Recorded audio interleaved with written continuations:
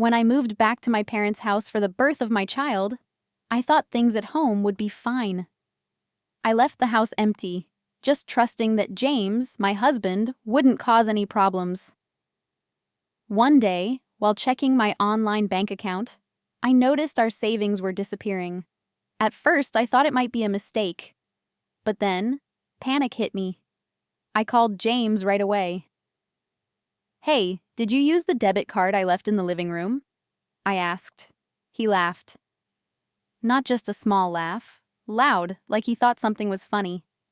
That laugh made me uneasy. "I spent it all. For her," he said, still laughing. My heart dropped. I froze, trying to make sense of what I just heard. I didn't want to continue the call, but I needed to confirm something. "Did you even look at the name on the card?" I asked. There was silence for a few seconds, and then a loud shriek. That told me everything. He hadn't realized the card was not mine. It belonged to his mother. I hung up the phone, shaking. Then I called someone I trusted. It was time to take action. I hung up and gently held my belly. I whispered to my unborn child, "I will protect you, no matter what." My name is Amelia. I'm 38, and I used to work in an office before I got married. I left my job when I got pregnant. James and I met at a party. He was charming and my parents liked him. Since I'm the eldest daughter, any man I married had to be adopted into my family. James agreed to it quickly. That eagerness felt strange, but I ignored it. I was just happy someone accepted our situation. After we got married, my parents built us a house near James's workplace. Everything looked perfect. 3 months later, I found out I was pregnant. Both families were thrilled, except for James. He didn't seem as happy as I expected. Slowly, his behavior began to change. He used to come home for lunch, but once my morning sickness got worse, he stopped. Then he started coming home late at night. I asked if work was busy. "You're just at home all day. Don't complain," he snapped. His words hurt. But sometimes he brought flowers or small gifts. I clung to those moments. I kept convincing myself that he was just stressed. But the late nights became more frequent, and the gifts stopped altogether. He'd come home, shower immediately, drink only coffee, and leave. No questions about my checkups, no interest in the baby. What hurt me most was the smell on his clothes. Perfume. A woman's scent. It made my nausea worse. I tried to explain it away. Maybe it was from a client or a coworker. But the scent was always the same. That's when the thought hit me. He's seeing someone else. I tried to dismiss it, but doubt kept growing. Then one day, I found a letter in the mailbox. It was a credit card bill under James's name, from a company I'd never heard of. When he got home late that night, I handed it to him. He barely glanced at it. "Can you pay this tomorrow?" he said. I was stunned. "Why should I?" I asked. He suddenly yelled, "Just pay it!" and walked off. I stood there shaking. When I opened the envelope, I nearly collapsed. $5,000. The charges were all for jewelry and novelty stores. My heart pounded. Was all this for her? I couldn't believe it. I used my own money to pay the bill because our joint account was new and had very little in it. I wanted to confront him, but the timing never felt right. And then it kept happening. Every month, new charges, more gifts, more bills. And I kept paying, copying every receipt. I knew deep down he was spending on another woman, but I was pregnant, tired, and scared. I couldn't face the thought of a divorce just yet. I kept hoping he'd stop after the baby was born. But things only got worse, and I felt more trapped every day. One day I passed a store while shopping. I saw the pajamas James once gave me. The special matching ones he said were pricey. But the tag showed they were much cheaper than what he claimed. That's when it all made sense. He was buying expensive gifts for someone else and tossing cheap things at me to keep me quiet. I was furious. All those gifts I thought came from love were just a cover-up. I felt stupid, betrayed. That night, I made up my mind. I was going to leave James. I just needed the right moment. Soon after, Isa, my mother-in-law, came over. She was kind, though strict about money. She worried about James all the time. "Is he eating well?" she asked. I lied and said yes. The truth was, James barely ate at home anymore.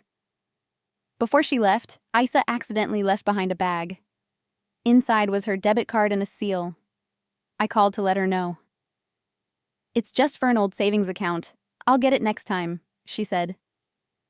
I was uneasy about leaving the card in the house, but I stored it away safely. I didn't tell James about it. 2 months later, I moved back to my parents' place to prepare for the birth. I took only my own debit card with me. It was hard, knowing James was probably seeing that woman freely now. Then Isa called me. She wanted to check her savings account.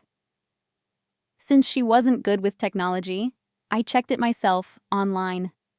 The account, which once held $200,000, had dropped drastically. I froze. I called James. "Did you use the debit card from the living room?" Again, that awful laugh. "Yeah, I spent it all. For her." My blood ran cold. He had used Isa's money. I asked him again, "Did you look at the name on the card?" He was quiet. Then came a scream. He had no idea it wasn't mine. I hung up and immediately called Isa. I told her everything. She was furious. After the call, I placed my hand over my belly and whispered, "It's going to be okay."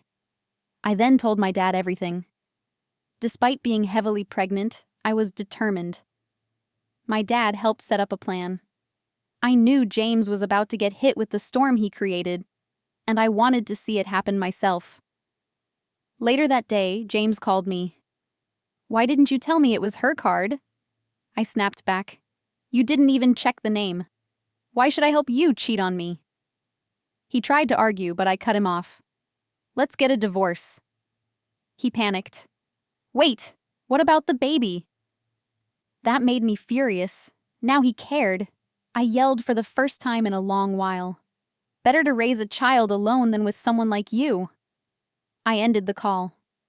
Soon after, my dad confirmed a lawyer was ready. I wanted to see this through. I called Isa and told her everything, including how James had lied about buying a car with her money. Isa didn't believe it at first. She thought I had agreed to the purchase. I said, "No." That's another lie. I explained how James used her money for someone else, thinking it was mine. Isa was speechless. I played her the recording I'd secretly made of James admitting to it. She listened quietly. After it ended, she sighed deeply. "I'm sorry, Amelia. I'll make sure he faces the consequences." It was the first time I heard regret in her voice. A few days later, we arranged a meeting at my parents' house. Isa came, and I had also invited someone else, Madison, the other woman. When James saw her, he looked like he'd seen a ghost. "Why is she here?" he asked. I replied, "She's part of this." Isa didn't recognize her at first, but once she understood, her face filled with rage. "You used my money?" Madison shrugged. "James said it was okay. We had fun, hotels, spas." She was unapologetic. Isa was furious. I laid it all out. "We're demanding $50,000 from James and $30,000 from you." They were stunned. James yelled, "That's too much." I stayed calm. "Fine, we'll go to court." He looked scared. Madison didn't flinch. Then she dropped a bomb. "I'm pregnant." James gasped. "You didn't tell me." Madison smiled. "Because I wasn't sure." I wasn't surprised. I'd expected this, but I had my own surprise too. "Doesn't matter. You both owe me." James was speechless. Isa stood and slapped him. "Enough," she shouted. "I'll pay it. But James will repay me, and he'll pay child support too." I looked James in the eyes. "Good luck with your new life, with a child that might not even be yours." Madison looked shocked. What do you mean? I pulled out photos, her with other men. I know everything. She tried to explain, but no one believed her anymore.